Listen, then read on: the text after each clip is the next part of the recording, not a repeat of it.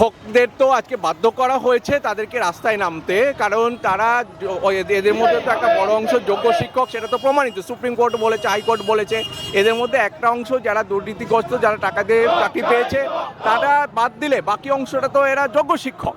তাহলে যোগ্য শিক্ষকদের তো এখন থাকার কথা ছিল হচ্ছে স্কুলে, তাহলে সেখানে পড়াশোনার ব্যাপার ছিল, তাহলে আজকে তাদেরকে রাস্তায় নামতে হয়েছে এবং তাদের দাবি আজকে মান্যতা না দিয়ে আজকে তাদের উপরে লাঠিচার্জ করা হচ্ছে এবং নৃশংসভাবে, মানে বর্বরচিতভাবে আজকে তাদের উপর লাঠিচার্জ করা হয়েছে, যার ফলে আমরা প্রতিবাদ করতে বাধ্য।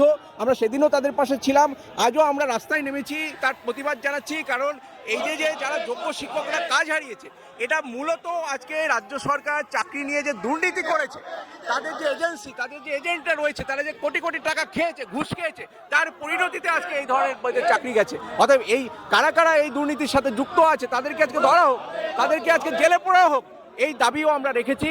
অতএব যোগ্য শিক্ষকদের ইমিডিয়েট কাজে ফেরাতে হবে, না হলে শিক্ষা ব্যবস্থা ধ্বংসের মুখে। আজকে স্কুল বন্ধ হয়ে যাচ্ছে, হাজার হাজার স্কুল বন্ধ হয়ে যাচ্ছে। বাংলা হান্টের আরো খবর দেখতে নজর রাখুন। বাংলা খবর মানেই বাংলা হান্ট।